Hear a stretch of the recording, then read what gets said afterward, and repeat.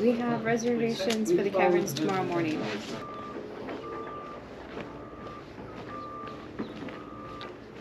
You're going to be walking down almost 800 feet to the bottom, so you're going to feel it in your knees, you might feel it in your back, and if you have any kind of health problems, please, we as Park Service personnel ask you to assess your condition before you decide to take this area. This is the area that is considered the steep and strenuous area of Carlsbad Caverns National Park.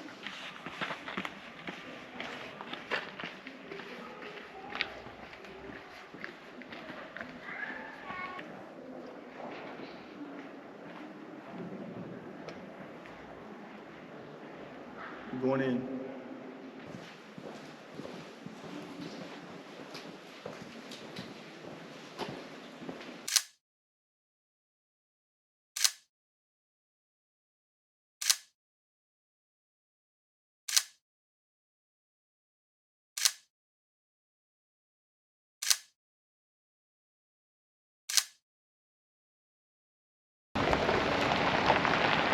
There's a lot of pictures and videos of Carlsbad Caverns, so I wanted to show you something a little different about this national park.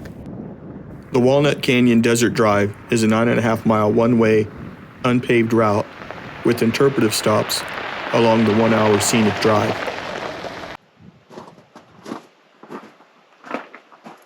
We're at the Trailhead for Rattlesnake Canyon. It's at marker number 9 on the Desert Scenic Loop. I chose this hike because I want to tell you about a mercy killing that happened here between two friends. Come along and I'll tell you about it.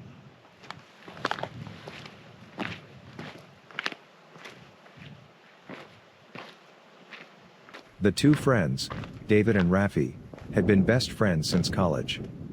They were in their 20s and lived in Boston, Massachusetts. Rafi was an aspiring journalist, and David was a traffic policy analyst.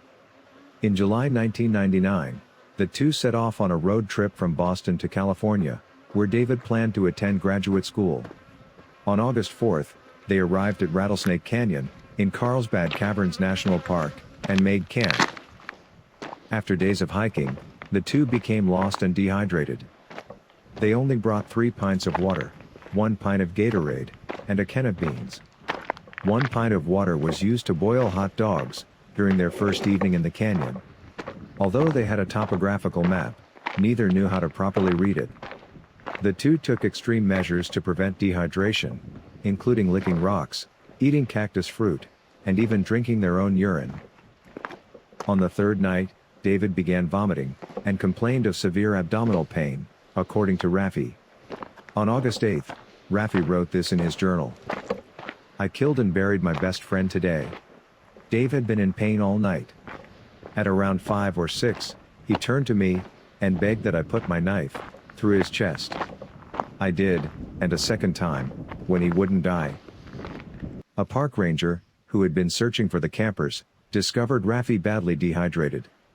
When the ranger inquired about David, Rafi pointed to a pile of rocks and replied, "I killed him."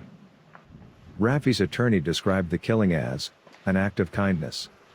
He further stated that it was part of a death pact between the friends, and Rafi intended to kill himself also, but was too weak to do so. The sheriff stated that Rafi was moderately to severely dehydrated, and was not close to dying when the park ranger found him. Authorities also noted that Rafi had buried David's body under rocks, some weighing more than 70 pounds. The weight of the rocks, and the completion of the task, seemed remarkable for someone seriously dehydrated. The autopsy on David revealed that while he was dehydrated, it did not appear to be fatal. At his trial, Rafi pleaded guilty to second-degree murder. During the sentencing part of his trial, it became clear that David's vomiting was not indicative of severe dehydration, but instead, was most likely a reaction to unripe cactus fruit.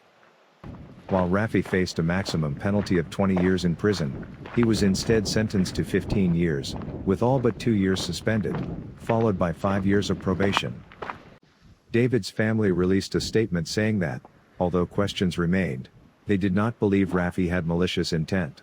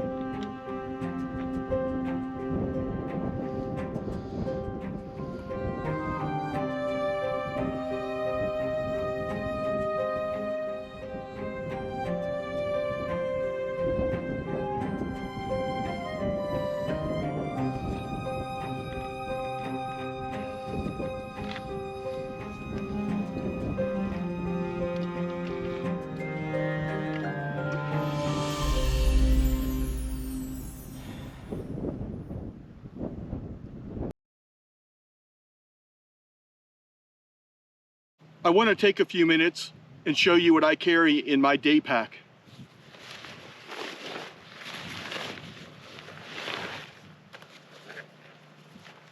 The first thing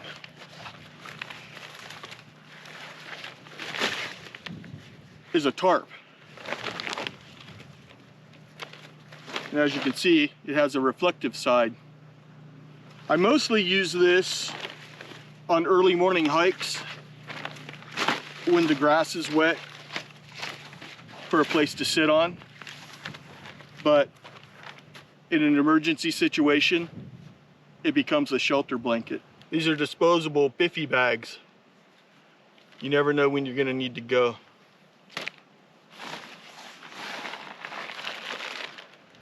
In this pack, I carry trail snacks. This is an escape bivvy. It basically works the same as this, as an emergency blanket, except it's shaped like a sleeping bag. So you basically just stand inside of it, pull it up around your shoulders, pull the drawstring, and it'll keep you warm all night.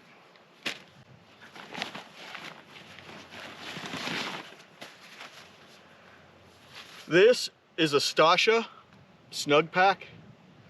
Essentially, it's a lightweight tarp. I also have some paracord in here, so if I needed to make a shelter between two trees, that's what this would be for. And this is my first aid kit.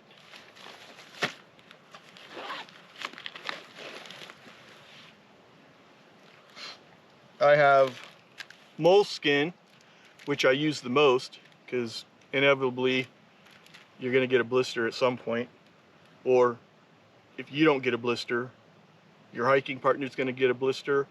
Or I can't tell you how many times I've come across people on the trail who are really hurting and really can't make it back to their car. And last but not least, a little survival kit.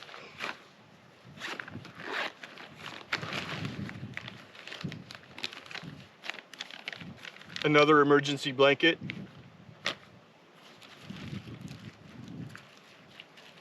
A shovel for burying poop if you need to.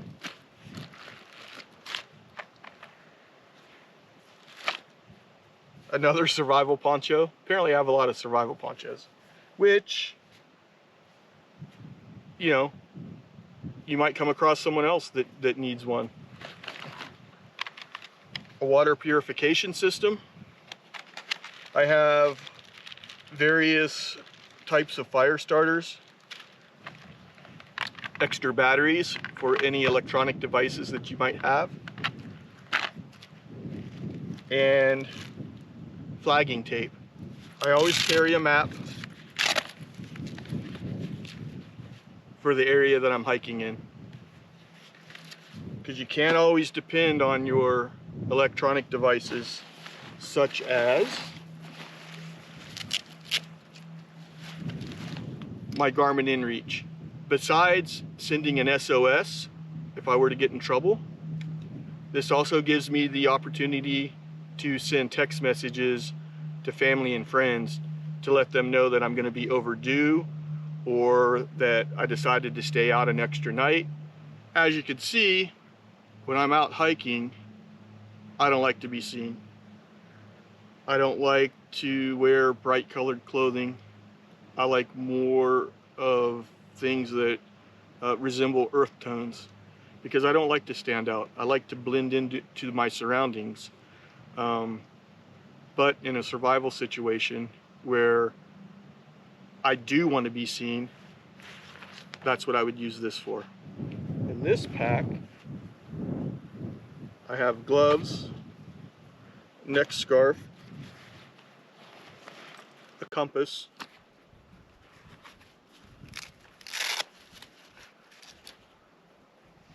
a signaling mirror,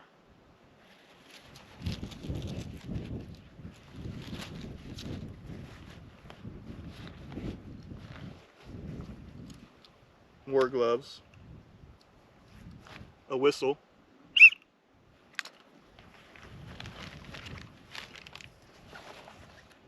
and a headlamp.